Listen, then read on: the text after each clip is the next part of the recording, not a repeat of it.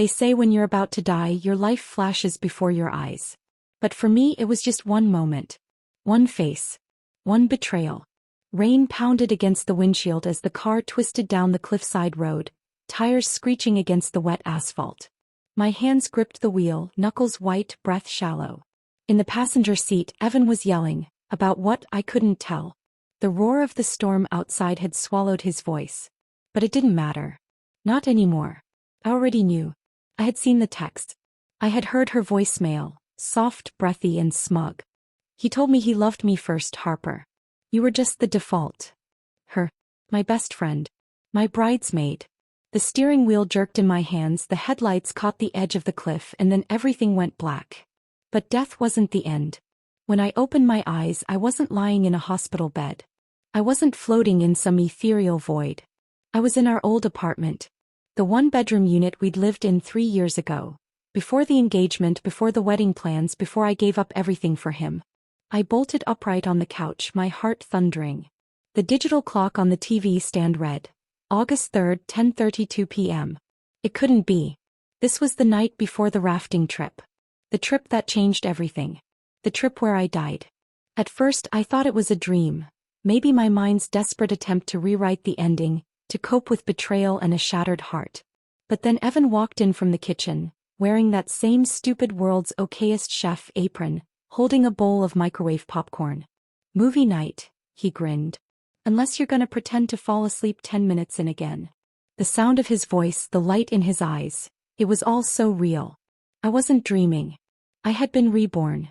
Given a second chance. I stared at him. Not with love. Not even with hatred. With clarity. As I remembered everything. The whispers behind my back. The lies he fed me for years. The way he swore he had no feelings for Layla, and then held her while I was in a coma. I knew what I had to do. This time I wouldn't fight for him. This time I'd let him choose her. And I would destroy them both. I didn't scream. I didn't confront him. That would have been too easy and too satisfying for them. No, revenge wasn't about anger. It was about control. Over the next few days I played the role of loving girlfriend perfectly. Laughed at his jokes. Kissed him goodnight. Pretended I didn't know he was already slipping away. Because I needed time. Time to watch. To listen. To prepare. And I wasn't the same naive girl who had once built her life around Evan Cole. I had died. And come back sharpened. The rafting trip came just as I remembered. Layla riding in the same car as Evan, her laugh ringing a little too loud in his ear. The others didn't notice. But I did. We reached the river cabin by sunset, a cozy little rental tucked against the forest line. It was supposed to be a weekend of friendship and fun. But for me it was the beginning of the end. I had memorized everything about this weekend the first time. The moment Layla slipped into Evan's tent after everyone fell asleep. The way he kissed her without hesitation. The way I cried alone in the woods when I saw them. But this time, I didn't follow them. I poured myself a glass of wine and watched the stars. And waited. On the second night it happened. The thunderstorm. The one that nearly killed us all. We were supposed to leave early, but Evan insisted we stay. I want one more day with everyone, he had said. Liar. He just wanted one more night with her. As the wind picked up, I stepped onto the porch and found Layla standing by the railing, her hair whipping around her face. You always did love dramatic weather, I said softly. She jumped slightly, then gave me a tight smile. I needed air. I nodded, sipped my wine, and then asked the question I had never dared to ask the first time. Do you love him? Her smile faltered. What? Evan. Do you love him? I turned, locking eyes with her. Because I think you do. And I think he loves you too. She stared at me, lips parted, stunned. Then she whispered, You knew? I know everything, I said calmly. And I'm letting him go. Tears welled in her eyes. You're not mad. I'm free, I said and turned away. But freedom was just the first step. Because I wasn't walking away to heal. I was walking away to burn everything they built. By the time we returned to the city, Evan was distant. Guilt gnawing at him, Layla glowing in the shadows of his attention. I didn't chase him. I didn't cry.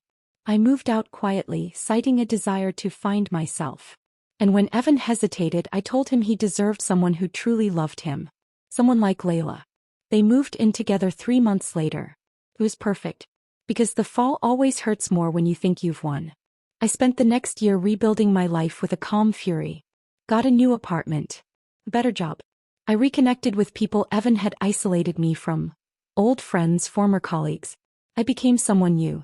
Someone sharp. Someone dangerous. And all the while I watched from afar as Evan and Layla paraded their perfect love. Instagram posts. Couple travel blogs. Cutesy, how we met videos. But I knew the cracks beneath the surface. I knew Evan's patterns. His insecurities, his need to feel adored, his quiet resentment when Layla demanded more than he could give. And I knew Layla's fear. Of never being enough, of always being the second choice. They had stolen my life. So I would steal theirs. Not with fire. With precision. The opportunity came in the form of a non-profit gala. Evan had taken a high-profile marketing job at a media firm. Layla had become a wellness influencer. They were attending as local, celebrity guests. And I walked in on the arm of a venture capitalist, twice their status and 10 times their connections. Evan's face paled the moment he saw me. Layla blinked rapidly, clutching his hand. I smiled like I didn't remember them at all. And this time, I didn't just let him love her. I let them both fall, while I rose from the ashes they left behind. When you walk into a room where your betrayers stand, all dressed in their carefully constructed lies, nothing prepares you for the sweet thrill of watching their faces crack. The gala buzzed with soft classical music, clinking glasses, and murmured praise for overpriced silent auction items. But for me, the real performance had just begun. I stepped into the ballroom, draped in black silk and confidence. My hair swept into a sleek bun, a crimson lip painting the words I wouldn't say aloud. I survived you. Evan turned mid-laugh, his expression freezing mid-charm when he saw me. Layla blinked once, then twice, the edges of her glossy smile twitching. I leaned into Nicholas's arm, my date for the evening. He was a partner at a top venture firm, sharp-witted, casually intimidating and deeply intrigued by my story. I hadn't told him everything, just enough to make him curious. "Do you know them?" he asked, following my gaze. I smiled as I picked up a glass of champagne. "Oh, we were very close in another life." I didn't approach them. That would have been too easy. Instead, I worked the room. I knew how to do it now, how to turn heads, how to speak with subtle charm and quiet intelligence. People leaned in when I talked. They asked for my opinion, my card, my next appearance. Evan watched me from across the room like a ghost watching the woman he buried rise from the grave. Layla's hand clutched his arm tighter. Eventually, fate, or rather curiosity, dragged them to me. "Harper." Evan's voice was a notch too high, too fake casual. "Wow, this is unexpected." I turned slowly. "Evan." "Layla." Her voice came soft, cautious. "You look incredible." "I feel incredible," I replied sweetly. "You both look so predictable." The smile froze on her lips. Nicholas stepped forward, offering a firm handshake. "Nicholas Lane. And you are?" "Evan Cole," he said. "This is Layla Benson. We're together." I tilted my head, feigning surprise. "Oh, still? That's impressive." Layla flushed. "How have you been?" "Thriving," I said, sipping champagne. "You know, it's funny. I always thought tragedy would destroy me. But it turns out betrayal is the best kind of rebirth." I left them speechless and moved on. The seed was planted. They would go home wondering what I meant. Whispering in bed. Replaying my words. That's how it begins, not with thunder but with questions. I didn't need to break them. They would do it themselves. Over the next month I made sure our paths accidentally crossed. At charity events, mixers, even an influencer wellness panel where Layla was speaking about toxic relationships and healing. I sat in the front row.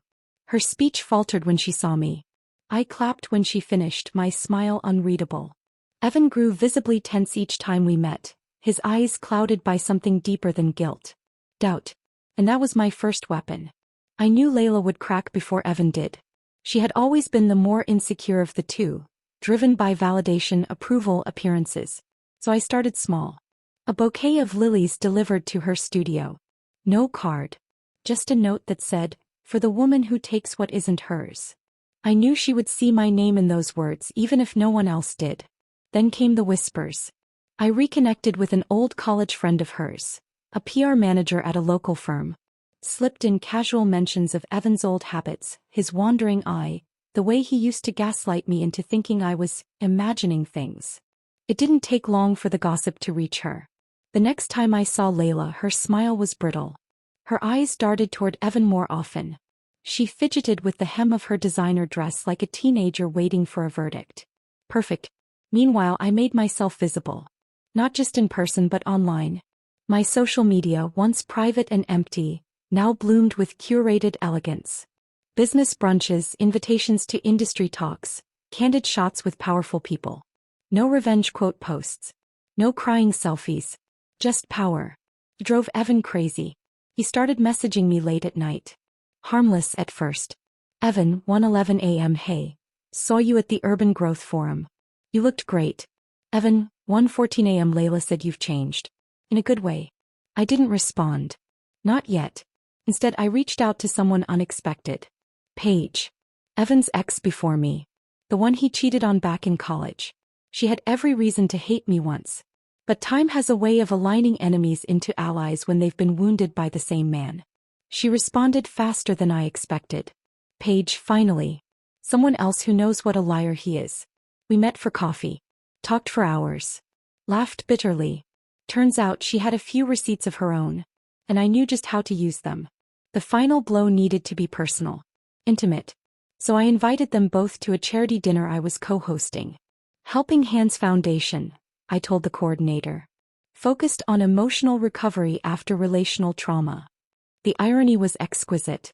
They showed up dressed to impress. Layla in gold, Evan in tailored navy.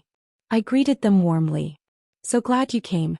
We're doing something special tonight. Halfway through the dinner, I stood on stage and shared my story. I didn't use names. But I didn't have to. I once trusted two people with my entire life. I began, voice calm and steady. One was the man I loved. The other my best friend. They loved each other behind my back for months while lying to my face. The room hushed. They told themselves I wouldn't survive without them. That I'd fall apart. But I didn't. I rebuilt. I rebranded. And tonight I thank them for teaching me what survival really means. The applause was thunderous. When I stepped down, Evan was pale. Layla's hands were shaking. I kissed Nicholas on the cheek and whispered, time to finish the game. The next morning, Layla's influencer sponsors received anonymous tips. Screenshots. Videos. Emails. Proof of her affair.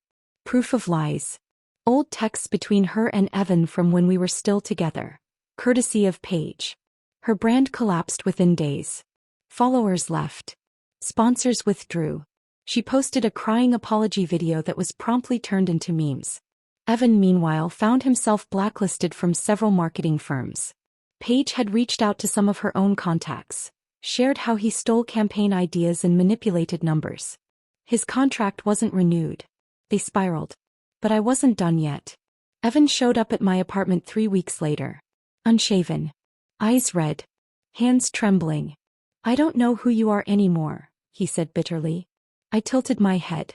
That's because you never bothered to learn. You just used me. I never meant to hurt you, he whispered. I loved you. No, Evan. You loved the way I loved you. That's not the same thing. He swallowed hard. I made a mistake. I walked to the door and opened it. That's the difference between you and me, I said. I learned from mine. He stood there for a long time before walking away. This time I didn't cry. Layla sent me an email. Subject line, you win. I didn't respond. It wasn't about winning. It was about reclaiming. My power. My story. My identity. They buried me once. But I came back sharper. And next time someone thinks they can ruin me, they better pray I don't come back again. You'd think that after breaking someone down, after stripping them of their career, their brand, and their social masks, they'd disappear. Retreat into a corner. Fade into the background. But not Evan and Layla. They weren't built to suffer quietly. They were built for the spotlight. Even as it burned them alive. The fallout from the gala and the campaign of truth that followed didn't just wound their reputations. It exposed the very things they'd always tried to hide. Evan's ego. Layla's insecurity. Their mutual hunger to be adored, to be envied. And now that the crowd had turned on them, they didn't know who to become. I watched from the outside. an observer to the unraveling of a love built on deceit. But the truth was, I wasn't watching for sport. I was watching because this time I wanted to make sure no one else ever had to be the version of Harper who was left in the rain. It started with a knock at my door. Soft, hesitant, familiar. When I opened it, Layla stood there, her once flawless makeup smeared, hair tied up in a lazy knot, eyes rimmed with the kind of regret that only comes after you've lost everything. "I'm not here to fight," she said, voice cracking. I said nothing. Just stepped aside. She walked in slowly, like someone stepping into a church to confess, not sure if they'd be forgiven or struck down. "I lost everything," she whispered. "My sponsors, my credibility. Evan's been spiraling. He blames me. Says I ruined his life." I raised an eyebrow. "And whose life did you ruin, Layla?" Tears welled in her eyes. "I know," she whispered. "I know what I did. And I hate myself for it." I poured her tea. Not out of sympathy but control. I needed her calm. Vulnerable. She clutched the cup like it anchored her to reality. "You always had this strength," she said softly. "Even when we were younger. I think that's why I envied you." I didn't respond. Instead, I let the silence stretch, let it wrap around her like a noose she'd tied herself. She glanced up. "What are you going to do now?" "Live," I said. And her face twisted, not in anger but shame.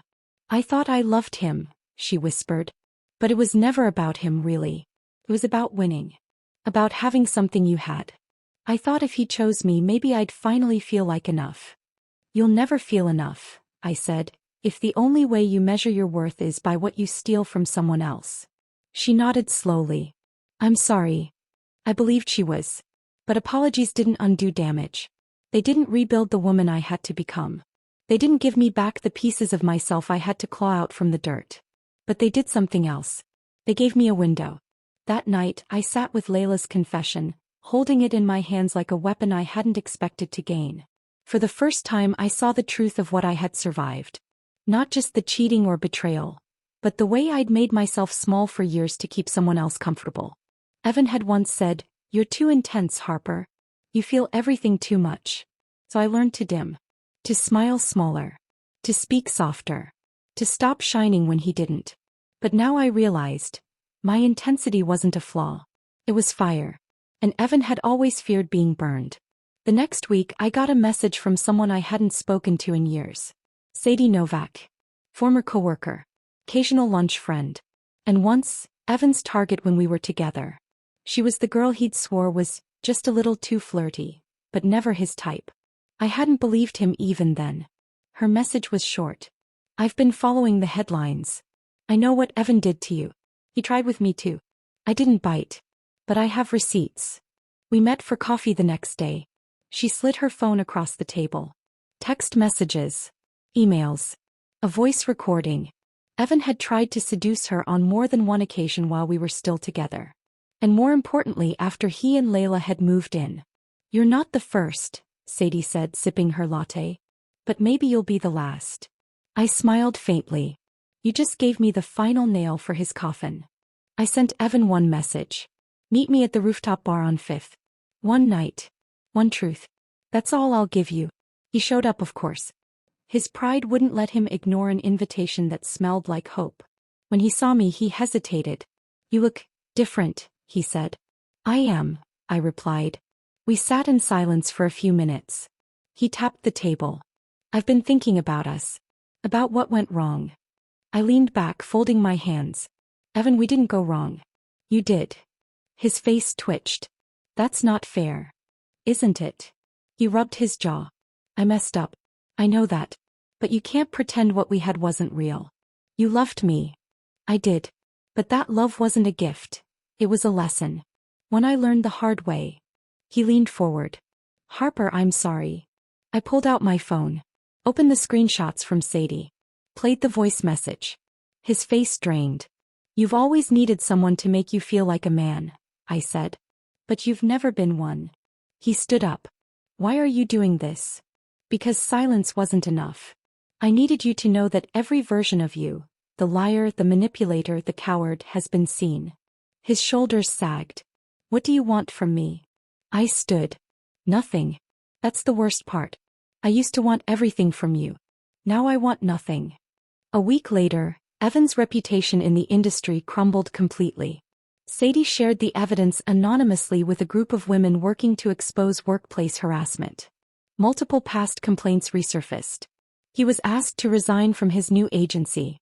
His former boss released a statement citing behavioral concerns and unresolved allegations. The industry turned its back on him. But the story didn't end there. Because I wasn't just reborn to destroy. I was reborn to rebuild. With the exposure behind me, I partnered with Sadie and Layla. Yes, even her, and launched a platform called the Reclaim Project. We focused on helping women reclaim their narratives after emotional manipulation, workplace abuse, and betrayal. Layla shared her story. Publicly. Vulnerably. She didn't ask for sympathy. She asked for accountability. And that was enough. People began to listen. And slowly I found myself becoming something I never expected. A voice. A leader. A force. The final moment came 6 months later. I was on stage delivering a keynote at a conference for women in media. The auditorium was packed. The lights warm. The applause loud. As I stepped off the stage, a young woman approached me, barely 22, eyes wide with something between admiration and pain. "Harper," she said softly. "I watched your first video. The one where you told your story. It gave me the strength to leave someone who was destroying me." I smiled. "Wait. That's why we do it," I said. "Not for revenge. Not for applause. But so no one walks out of the fire alone." I got a letter from Evan one day. Handwritten. No return address. "You were always too good for me. I thought if I broke you down I could keep you. But now I see you were never mine. And I'll never be who you became." I burned it. Not out of anger. But because I didn't need it anymore. They say healing comes in waves. Some days it feels like sunlight on skin. Other days it feels like standing in the middle of a storm, drenched in the memories of who you used to be. For me, healing came in power. Not the kind that screams, but the kind that builds. Quiet, strategic, unshakable. The world finally saw Evan for who he truly was. Layla, for all her flaws, took accountability and began the slow process of repairing herself, now working with me on the Reclaim Project. Our story, once rooted in betrayal, had transformed into something more powerful than either of us expected. But Evan, he had gone silent. After his forced resignation and the exposure that rippled through our city's social media circles, Evan disappeared from the public eye. His accounts vanished. His professional network crumbled. And with it, the illusion he'd built for years. I thought that was the end. I was wrong. It started with a simple email. No name. No subject. No message body. Just a file attachment titled Proof. First I thought it was junk. But something made me open it. And there was a string of emails between Evan and a new company overseas. Rebrand. A new identity. He was trying to build himself back up. This time far from the spotlight that had turned against him. The last email made my skin crawl. "Once I'm secure, I'll make sure Harper learns she never really won. Everyone loves a good redemption arc, and no one remembers the girl who burned him first." He hadn't disappeared. He was just lying in wait. I closed the laptop and sat back, the words burning behind my eyes. He still believed this was a game. That I was a character in his redemption story. But I had rewritten the narrative. I wasn't the woman scorned anymore. I was the woman who'd survived him, and I wasn't done yet. Layla and I met later that night at her studio. She was helping shoot a short documentary on emotional abuse recovery for our platform, but the second she saw my face, she knew something was wrong. "What happened?" she asked, setting her camera down. I handed her my phone. She read the email, her jaw tightening. "Unbelievable," she whispered. "He's still obsessed." I nodded. "He's planning something. A comeback. A new company. A new name." She looked up at me. "We stop him." And just like that, two women who once stood on opposite ends of betrayal now stood together, ready to dismantle the man who tried to destroy them both. Over the next few weeks, we tracked everything. Using our combined networks, mine from media and partnerships, hers from the influencer world, we quietly gathered every detail about Evan's new project. He was trying to launch a reputation management firm overseas, aimed at helping men overcome false accusations and reclaim their image. The irony was sickening. But the market was niche and dangerous. If Evan succeeded, he wouldn't just rewrite his story. He'd weaponize it. And this time it wouldn't just hurt me. It would hurt other women too. That's when I made the call. To Nicholas. We hadn't spoken in months, not since the gala. Our lives had moved in separate directions, but I knew he still had the one thing Evan craved. Reach. Nicholas was deeply embedded in venture capital and tech. A single word from him could decide the fate of any startup. He picked up on the second ring. Harper. His voice was surprised but warm. It's been a while. I cut to the chase. I need your help. It's about Evan. Pause. I'm listening. 2 days later, Nicholas forwarded me the investor deck Evan had been circulating. It was polished. Filled with buzzwords like truth reclamation and media redemption pathways. He was trying to sell victimhood as a brand. I stared at the final slide. Projected revenue, $4.2 million. Target launch, 60 days. I swallowed the bile rising in my throat. He's betting everything on public sympathy, Nicholas said. But one leak, one slip-up, and it crumbles. I nodded slowly. Then let's make it slip. Layla and I worked around the clock. She reached out to journalists she'd once worked with, offering exclusive insight into Evan's company, along with anonymous testimonies from other women who had experienced the same manipulation. With Sadie's help, we gathered documented proof of Evan's history. Meanwhile, I prepared my own piece. A feature story. A personal account. Not just of Evan, but of the dangerous narrative being pushed around false accusations and the silencing of women who speak out. I didn't name him directly, but the timing of the piece would do the work for me. It was published on a Thursday morning. By noon it had gone viral. By evening, every one of Evan's potential investors had backed out. The next day his entire launch team resigned. By the weekend the name of his new company was trending, for all the wrong reasons. And just like that his second empire fell before it could rise. I got another letter. Typed, anonymous. But I recognized the tone. You destroyed me. Are you proud? Are you happy? Is this who you are now? I folded the letter in half, smiled, and tossed it into the shredder. I walked into the Reclaim Project's office the next morning with a new kind of calm. Layla greeted me at the door, holding a cup of coffee with both hands like a peace offering. Busy week, she said, smirking. We made a dent, I replied. No, she said, eyes glowing. We made a mark. Later that evening, I stood at the balcony of my apartment watching the city lights flicker below. This was the view Evan and I once dreamed of having together. We'd talk about our future over takeout and wine, sketching plans for a life that would never come true. And now, standing there alone, I didn't feel lonely. I felt free. Evan had been wrong about one thing. This wasn't a story of revenge. It was a story of rebirth. He had taught me how to survive fire. But I had taught myself how to become it. No confrontation in the rain. No screaming match or grand public scene. It came quietly, like the closing of a heavy door I no longer needed to hold open. The story was over. But this time I was the one who wrote the ending. 3 weeks after the collapse of Evan's company, the media frenzy faded, but the consequences lingered like the scent of something scorched. His name no longer held power, just pity. His face, once plastered across glossy panels at tech expos and magazine covers, now surfaced in opinion pieces titled, The Cost of Image Over Integrity. He went radio silent. Not even Layla had heard from him. I assumed he was gone for good. Hiding in whatever shadows he'd crawled into, licking wounds he blamed on everyone but himself. But I underestimated the desperation of a man who had nothing left to lose. It was a cold Monday morning when I saw him again. I was walking through the lobby of the Reclaim Project, coffee in one hand, phone in the other, when the front desk buzzed. There's a man here asking for you, the receptionist said. Says his name is Evan Cole. My body didn't tense. I just breathed in then out and said, send him up. He looked smaller than I remembered.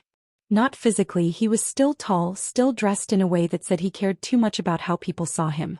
But there was something missing behind his eyes. He didn't greet me with charm. No fake smile. No attempt at redemption. Just a question. Why couldn't you just let me go? I set my coffee down. I did, I said. The moment you chose her over me. I let you go. And then you tried to turn your mistake into a brand. He looked away, jaw tight. I lost everything, he murmured. No, I said softly. You lost control. There's a difference. His eyes met mine then, full of exhaustion. Do you hate me? I didn't answer immediately. As the truth was, I didn't. Not anymore. I outgrew you, I said. You can't hate a shadow once you've stepped into the sun. He laughed bitterly. I was the worst thing that ever happened to you. No, I said gently. You were the fire. But I was the phoenix. He stood there for a moment, soaking in those words like they stung and healed at the same time. Then he nodded, slowly, like a man accepting a verdict. And walked away. For the last time. The weeks that followed felt lighter. Not because Evan was gone, but because I no longer carried any part of him with me. There were no more what-ifs. No more replaying the moment of betrayal in my head. No more wondering why I wasn't enough. I had stopped chasing closure. And in doing so I had found it. The Reclaim project grew rapidly. Layla's story reached women in countries we'd never dreamed of. Sadie launched a side initiative for women in corporate environments facing emotional manipulation. We began hosting panels, training programs, recovery workshops. And I became a symbol of something I never expected. Not revenge, but resilience. I had become proof that you could be broken and still rise. That you could be discarded and still build something indestructible from the ashes. One afternoon, during a conference panel, a girl in the front row raised her hand. She was young, maybe 20. Eyes sharp with pain barely buried. What was the turning point for you? She asked. The moment you stopped being the version of yourself who loved him? I paused. Everyone leaned in. And I said, the moment I realized I didn't want to be loved like that ever again. She nodded slowly, tears brimming. And I saw myself in her. The version of me that once begged a man to stay, thinking that was strength. But true strength wasn't in the clinging. It was in the release. I moved into a new apartment. One with sunlight, floor-to-ceiling windows, and space I filled with things I loved. Paintings. Books. Fresh lilies. It wasn't fancy, but it was mine. Every piece. Every decision. Every square foot. No compromises. No shadows. One morning, while walking through a farmer's market, a man approached me. He was older. Refined. Kind smile. Warm eyes. Excuse me, he said. Are you Harper Dawson? I blinked. Yes. My sister shared one of your videos with me. She got out of a really bad marriage because of it. I smiled softly. She's the hero, I said. Not me. No, he replied. But sometimes it takes someone walking first to show the rest of us the way. He nodded and walked away, leaving me holding a bouquet of sunflowers and a heart so full it could have burst. 1 year to the day after Evan walked out of my life for the final time, I stood alone on the edge of the same river where I once died. Where the story began. The water was calm now. No storm. No screaming. Just a gentle breeze and a memory I no longer feared. I closed my eyes and whispered into the wind. I'm free. This wasn't the ending Evan would have written for me. It wasn't dramatic or bitter. It wasn't about who won or lost. It was quiet. Thought. Unshakable. Because in the end it wasn't about him at all. It was about the woman I became when I let go. The end.